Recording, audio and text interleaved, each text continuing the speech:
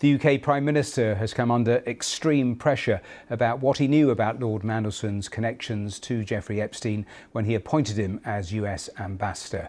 At Prime Minister's questions, Keir Starmer said he regretted that appointment and that Peter Mandelson had lied repeatedly and let him, the party and the country down. Crucially, though, the leader of the opposition extracted an important admission, with the Prime Minister saying he did know that Mandelson had continued his friendship with Epstein after his conviction and jail sentence, but went ahead with the appointment.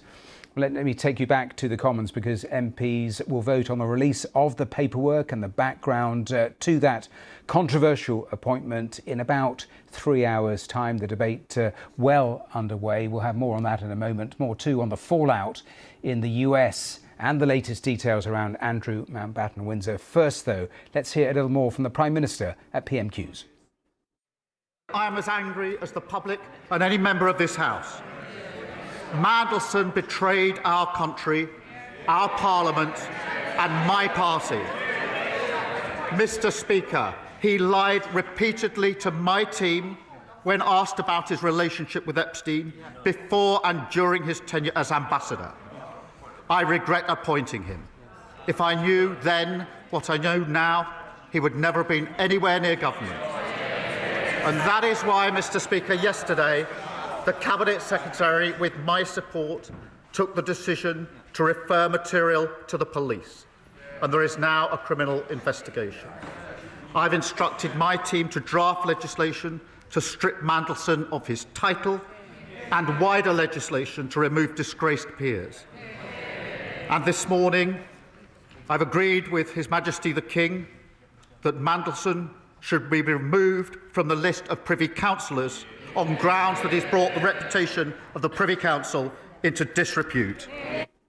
Well, as I mentioned in the main introduction, the Conservative leader, Kemi Badenoch, extracted a crucial admission today from Keir Starmer that he did know in advance of Mandelson's continued friendship with Epstein, but appointed him as the US ambassador anyway. Have a listen to that exchange.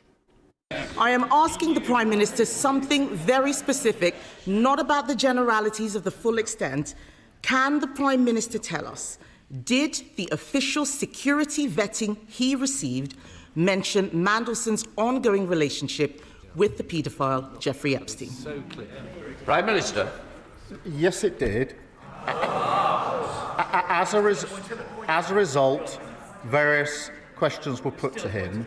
I intend to disclose to this House all of the national security, prejudice to international relations on one side. I want to make sure this House sees the full documentation, so it will see for itself the extent to which time and time again Mandelson completely misrepresented the extent of his relationship with Epstein and lied throughout the process, including in response to the due diligence.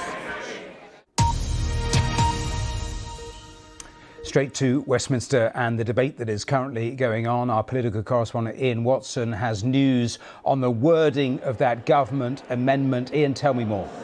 That's right, Matthew. As you know, what's been debated now is how much information is going to be divulged about Peter Mandelson's time in Washington as the UK's ambassador and the process of his appointment. What documents, what advice was given to the Prime Minister in the run-up to that appointment.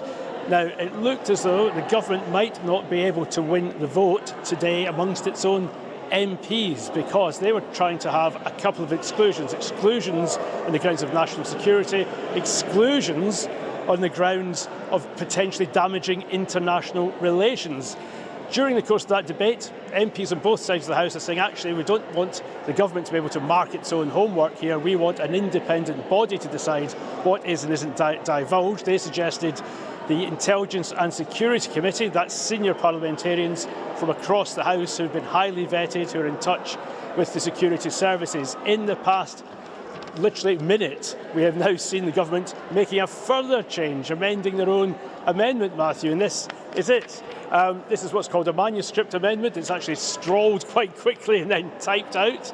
It follows negotiations behind the scenes, but what they're saying now is that the documents will indeed be referred to the Intelligence and Security committee. I'm told from a chat I had with a couple of Labour MPs who had concerns that they think that those concerns have now been allayed and that the government will now win the vote tonight. So they've diffused a potential rebellion. We thought something was going on when the Chief Whip, the person in charge of party discipline, government discipline, was seen walking back into the chamber just about 10 or 12 minutes ago. He'd been involved in negotiations outside with some of those who had concerns. And just to give you a little bit more detail on this, there were concerns that initially the government wanted to say this independent committee, the ISC, could advise senior civil servants, could advise the Cabinet Secretary on what should be released and what shouldn't. It looks as though now it's the Intelligence and Security Committee itself that can make that kind of determination.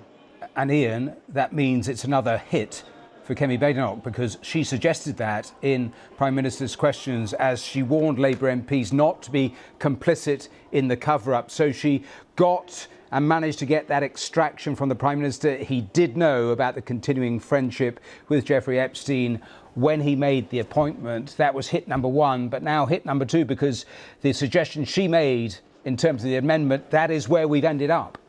That's right, and you're absolutely right. I think it was significant that she got Keir Starmer to say explicitly what was implicitly the case, that he knew that Peter Mandelson's relationship, his friendship with Jeffrey Epstein continued beyond Epstein's initial conviction back in 2008. And she wanted to draw a line there and said, actually, the Prime Minister says the extent and depth of that relationship only became known much, much later.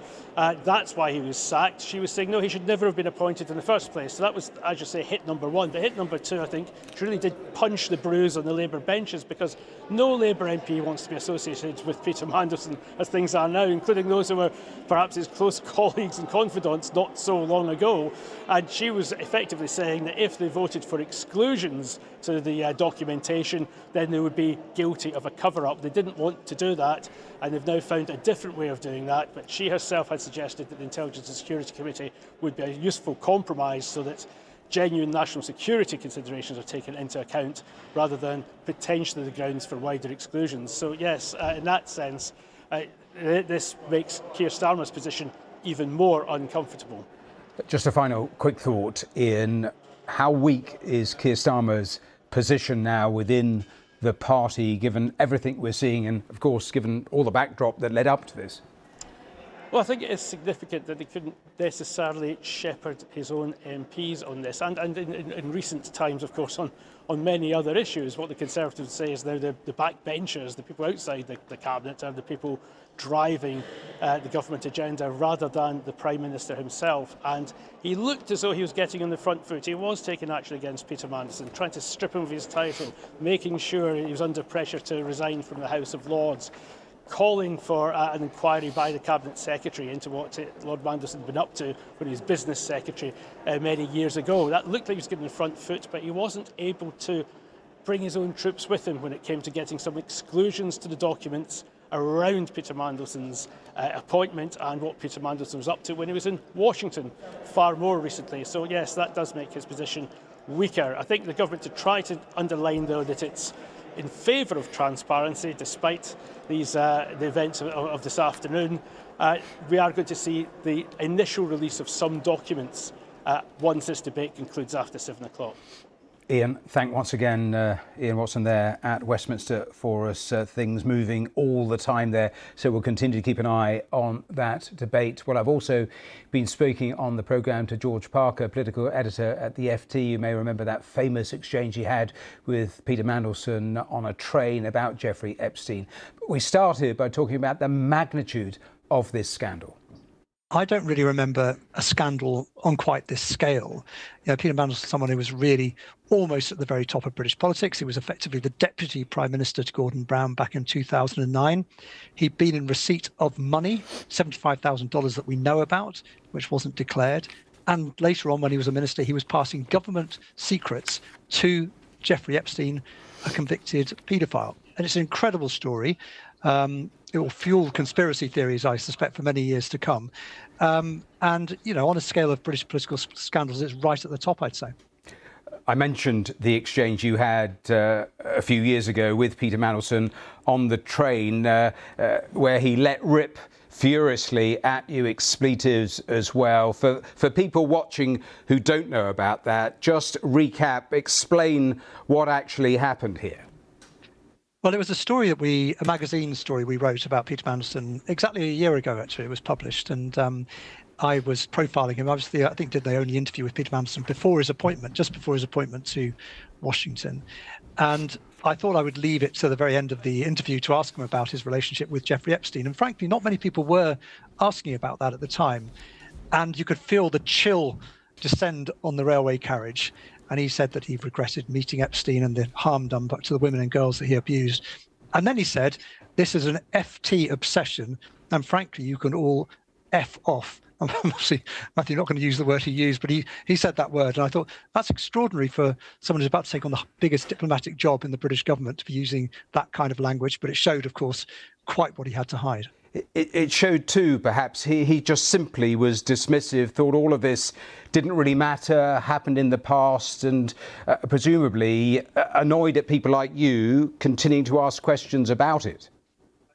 Yeah, exactly. And I mean, to be fair to my excellent colleague Jim Pickard, he's been on Peter Mandelson's case for 15 years or so, reporting various scandals that he's been involved in.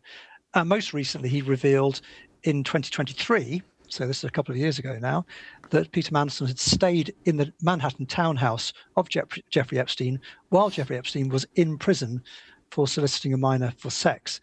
At the time, Peter Mandelson, as I said, was effectively the Deputy Prime Minister, making a private visit to the home of a convicted paedophile. So that was in the public domain in 2023. Jim raised it with the Prime Minister at a press conference in January 2024. So Keir Starmer was well aware of it. And that was what was brought up in the chamber today by Kemi Badenoch, the fact that Keir Starmer must have known about this. And for the first time publicly, he confirmed that he did.